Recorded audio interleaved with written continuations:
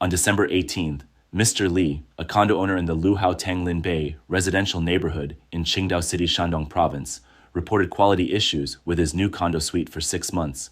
Seeking assistance, Mr. Li contacted a home inspection team for a pro bono inspection. The inspection team conducted an on-site examination and found that the entire living room floor had varying degrees of loose surfaces with sands falling. Some areas exhibit exposed and rusted steel reinforcement. Can you see? When lightly scratched with a finger, the concrete debris falls down easily. This is the so-called floor, and these steel reinforcements are already exposed and heavily rusted. The entire area coated with the yellow reinforcement agent is loose. The concrete strength is insufficient. The most crucial point is that it affects the overall load-bearing capacity. Look at how the steel reinforcements have rusted. Their lifespan is also shortened. So far, I haven't even been able to meet the head of the property developer or the person in charge of the entire residential project. Only the property management has been communicating with me in between. From a video circulating online, it can be seen that Mr. Li's condo suite's construction started in May 2020. It was completed in May 2023. Upon checking publicly available information, it was found that the developer is Qingdao Luhao Investment Group, which has only 48 employees. The construction contractor is the Jiangsu Zhongnan Construction Industry Group, founded in 2001. It initially started as a construction subcontracting team with just 28 employees and 5,000 RMB in capital. It has since grown into a sizable, publicly traded company. The company's official website claims that Zhongnan Group is an exemplary case of growth for private enterprises in China. The supervising unit of the construction is Qingdao Guanghua Engineering Supervision, which holds qualifications in various areas, including Grade A qualifications for housing construction and Grade A qualifications for municipal utilities. Publicly available information shows that these three entities have received numerous awards and honors in their respective fields, but the construction has substandard quality, in contrast to their otherwise achievements. All three are private companies, but under the ruling of the Chinese Communist Party, the growth and expansion of private companies often require the support of influential government officials. Substandard construction projects are widespread in China. In May 2023, homeowners in the Huapingdongan neighborhood in Nanchang City, Jiangxi Province, discovered that one of the load-bearing columns in the underground parking area had cracked. The main steel reinforcement had suffered significant bending and deformation. These unscrupulous developers are simply inhuman. Look at this cement concrete. You can even dig it out with your hands. What kind of substandard construction is this? Actually, the situation with the cracked load-bearing column in the underground parking area was discovered quite early, but it was intentionally covered up with these billboards. On December 4th, Mr. Zhou, one of the owners in this neighborhood, spoke to media reporters about the incident. He said that the Huapingdongan neighborhood consists of 15 buildings. They were completed in 2014, and residents moved in at that time. On the morning of May 11th, some residents in the underground parking garage of Building 10 discovered that one of the load-bearing columns was tightly wrapped in aluminum plastic panels. Residents found this situation weird. Upon removing the aluminum plastic panels, they discovered that the load-bearing column had cracked, with exposed and severely bent and deformed steel reinforcement. Concerned about the structural safety of the buildings, residents immediately reported the situation to the neighborhood committee and the street office. After negotiations between residents, the street office, and the developer, the Jiangxi Provincial Institute of Architectural Design and Research was asked to assess the structural safety of these buildings. The Nanchang City Building Engineering Quality Inspection Center was chosen as the testing unit. Over the next 6 months, residents cooperated with the testing unit to inspect some load-bearing columns, beams, and slabs in the complex. More issues were discovered, including discrepancies in the quantity of steel reinforcement at the bottom of several beams, the thickness of steel reinforcement protective layers, and concrete quality not meeting design standards in certain areas. In November, Jiangxi Provincial Institute of Architectural Design and Research issued a report titled Analysis of Damage Causes and Handling Suggestions for the framework columns in the underground garage of the Huapingdongan neighborhood. The report stated, there are serious defects in the construction quality of the concrete above the secondary casting interface of the damaged column. The longitudinal reinforcing bars in the damaged column have suffered severe bending deformation and cannot meet the safety load requirements. This significantly affects structural safety, and immediate reinforcement measures should be taken. The document also indicated that the damage to column axis D1-PXD18 is an isolated case and not widespread. Mr. Zhou stated that residents' concerns extend beyond just the damaged column. They are worried about the overall quality and safety of the entire neighborhood. Therefore, when commissioning the testing and assessment, they explicitly requested a comprehensive inspection of beams, columns, and slabs within a certain area around the damaged column. Mr. Zhou mentioned that based on the information they have received from the inspections, a small portion of the concrete doesn't meet the required strength standards. Several beams have a significantly lower quantity of longitudinal steel reinforcement than the design specifications, and the protective layer for the steel reinforcement does not comply with the design requirements. According to the inspection report provided by the homeowners, 18 structural beams were found to have one less longitudinal steel reinforcement or not meet the design requirements as per the on-site inspection. However, what's puzzling is that homeowners have not received the inspection report from the testing unit to this day. The assessment unit has also not provided a comprehensive assessment report yet.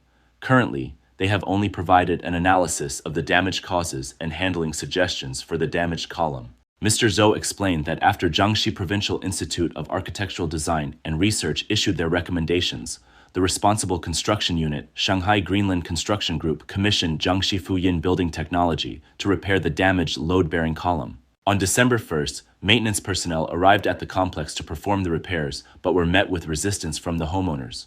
Homeowners were concerned that once the damaged column was repaired, it might obscure other quality issues in the complex, making it less conducive for future investigations and evidence collection by authorities. During this process, many unidentified individuals arrived at the scene, leading to physical confrontations with the homeowners. Mr. Zhou and 3 other homeowners were injured, with one female homeowner sustaining a fracture.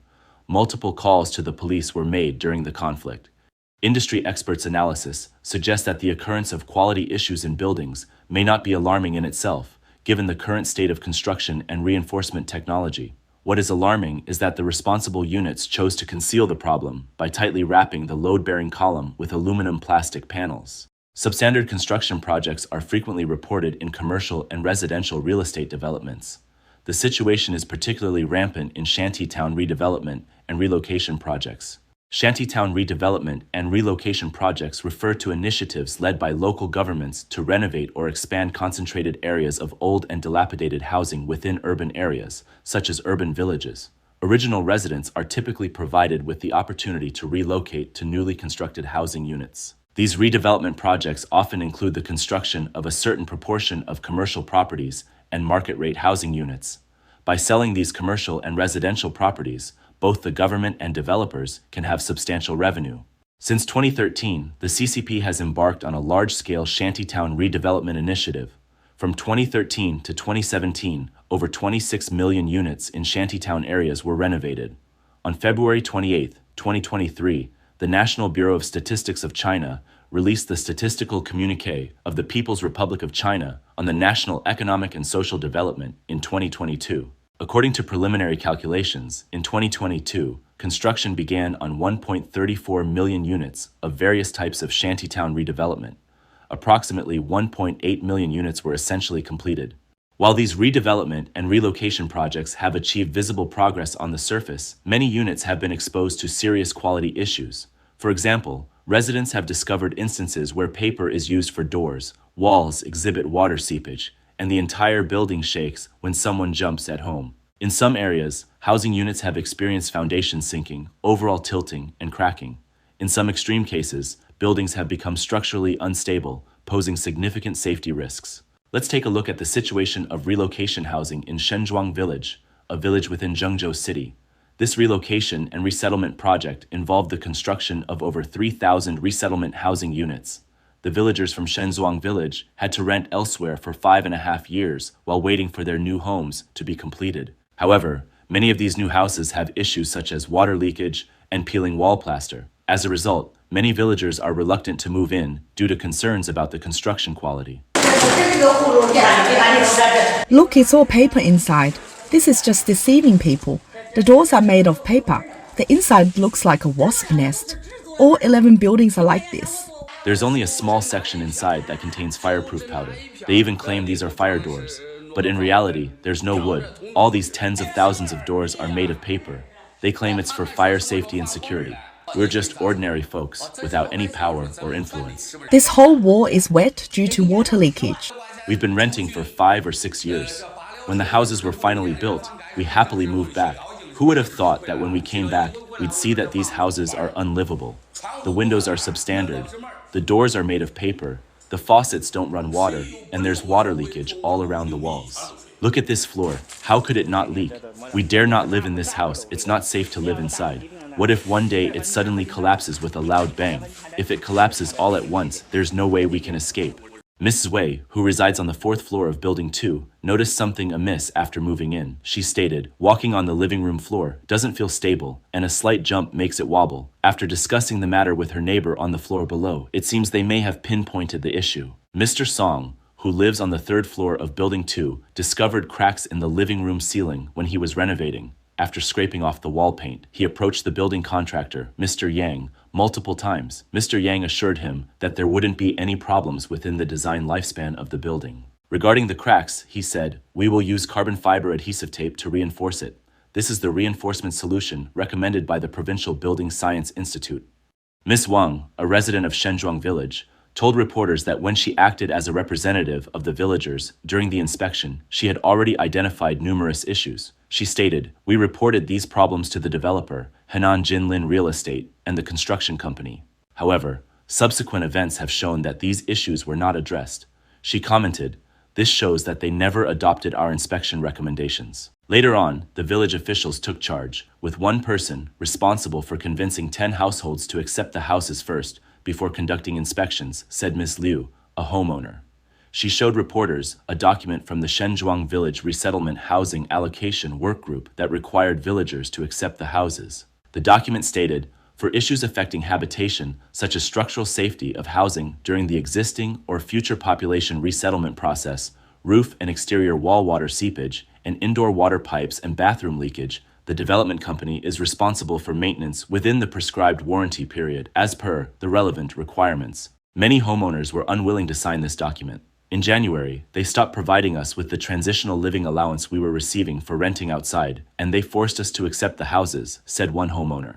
When reporters tried to contact the developer, Hunan Jinlin Real Estate, a front desk employee responded, "I don't know the contact information for the leadership, and I won't tell you."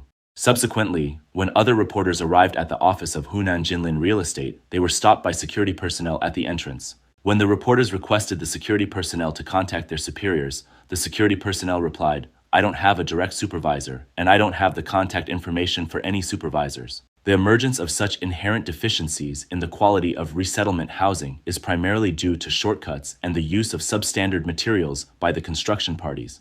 Behind this issue, there is often a problem of lax regulation, and in some cases, there may even be collusion between government regulatory departments and various parties involved in construction, supervision, and acceptance, where everyone is aware of potential issues but collectively remains silent about them. Once the regulatory process breaks down, it can result in significant harm and costs. While holding responsible individuals accountable for specific cases is necessary, it's even more crucial to use these cases as a lesson to provide warnings and education to other regions. During the implementation of resettlement housing projects, it's essential to investigate whether regulatory officials have accepted bribes or allowed developers and construction companies to cut corners intentionally. How did the completion inspections pass? Government departments involved in these projects should carefully investigate why substandard construction projects are so rampant. They should also explore the long-standing prevalence of corruption and the use of subpar materials. Besides officials not being cautious with government funds, are there other systemic and regulatory loopholes? How can the safety and quality of resettlement housing be ensured, and who should be responsible for resident safety? For developers and construction companies, since resettlement housing is a government-led project, they may believe that they can navigate all aspects, including planning, design, construction, supervision, acceptance, and payment, by bribing government officials. Consequently, they may lower construction standards and may not be particularly concerned about the quality of the housing. On the surface, it may appear that the government and developers are addressing the issue of providing housing for the people. However, in reality, by using subpar materials and cutting corners, they may profit significantly from constructing substandard projects. They don't really care much about resident safety. In many regions across China, there seems to be a recurring cycle of demolish and rebuild when it comes to resettlement housing and municipal infrastructure projects. This cycle is perpetuated because tax revenue from the taxpayers only flows into the hands of contractors through actual construction projects. After passing through their hands, a significant amount of funds ends up in the pockets of officials at various levels. Some buildings may only reveal quality issues after construction is complete, while others may experience structural failures before completion. Recently, in a northeastern region of China, there was a case of an under-construction building where the entire framework collapsed. The concrete of the load-bearing walls in this netizen's newly purchased house can be easily crushed by hand. If the house collapses, don't blame it on my renovation. Look at this. The concrete can be easily crushed by hand. What kind of developer built this house? I spent millions to buy this house, and it's just a shoddy construction. Should we report it? One section of the exterior wall of this building has come loose and workers are currently repairing it. You can see that the load-bearing wall is soft, much like a cake. The exterior wall of this building falls down at the slightest gust of wind. Take a look at how the tiles are installed. It seems easy to remove them. Would they easily come off during use? On December 12th, a video filmed by a netizen in Wuhan showed that in a newly constructed neighborhood, the buildings were handed over to homeowners before completion and property fees were demanded. The staircase steps easily crumbled when stepped on, and the concrete was very soft. Homeowners raised concerns about the extremely poor construction quality and sought guidance on how to go through acceptance and registration. Some homeowners posted their concerns on the Wuhan City message board, hoping that the Wuhan Municipal Housing Management Bureau would strictly regulate and address the situation. So what are the reasons for the prevalence of substandard construction projects in China? 1. Government approvals. Real estate development projects require approvals from numerous government departments, from planning to construction permits, pre-sale licenses, civil defense, fire safety, landscaping, environmental protection, transportation, taxation, and other relevant procedures all involve government departments. Building relationships and expediting these processes often entail significant costs that become part of the project's expenses. 2. Bidding process. Bidders and project sponsors engage in covert operations and collude during the bidding process. This often involves practices like accompanying bids, where the winning bidder is predetermined. The intermediate processes result in additional costs. These two expenses typically account for approximately 10 to 15% or even more of the total project cost. These costs are ultimately shifted to the construction phase, meaning that before any construction takes place, the profit for the construction company has already been reduced by this amount. 3. Construction management. The most common practice is to rely on qualifications from other companies. Construction companies, without the necessary qualifications, bid on projects and then subcontract the work to qualified companies. The unqualified company pays fees to the qualified company, benefiting both parties. When a qualified company takes on a project on behalf of another, they often charge a so-called management fee, typically around 3 to 6% of the project cost. 4. Dual contracts. Bid sponsors and winning bidders enter into dual contracts. The public contract is officially recorded, while the private contract is the one actually executed. The outcome of these dual contracts is that, without changing the total project scope, there is a reduction in the investment amount. 5. Layered subcontracting. The winning company takes a portion of the project payment and subcontracts it to second-tier contractors, who then subcontract it to third-tier contractors, and so on. Many large projects have subcontractor levels that often reach 5 levels or more. By the time it reaches the final construction unit, there's little profit left, leading to cost-cutting measures like using inexperienced migrant workers and low-quality construction materials. While these phenomena may only represent a very small portion of construction sites, there are also instances of organized crime and unscrupulous businesses engaging in layered subcontracting. Many industry insiders may be aware of these profit-driven activities, but they often go unpunished. The masterminds behind these schemes continue to evade legal consequences. 6. Inadequate survey work. Surveying firms often reduce the scope of their work in order to win bids, resulting in insufficient geological data. This lack of detailed information directly leads to unforeseen problems during later stages of construction, further increasing costs. 7.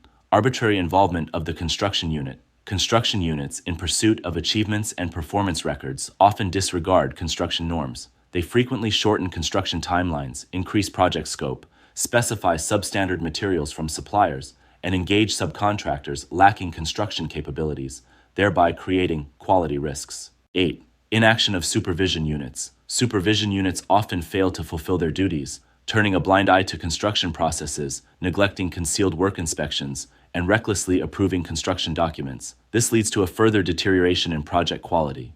9. Superficial completion inspections. Completion inspections are often conducted merely for the sake of appearances and are riddled with formalities. Various parties involved in the inspection may prioritize their own interests, leading to inspections being conducted before a project is even completed, with the reports ready before having the dates filled in. The unwritten rule of bribery being necessary to secure construction contracts is widely known in the Chinese construction industry.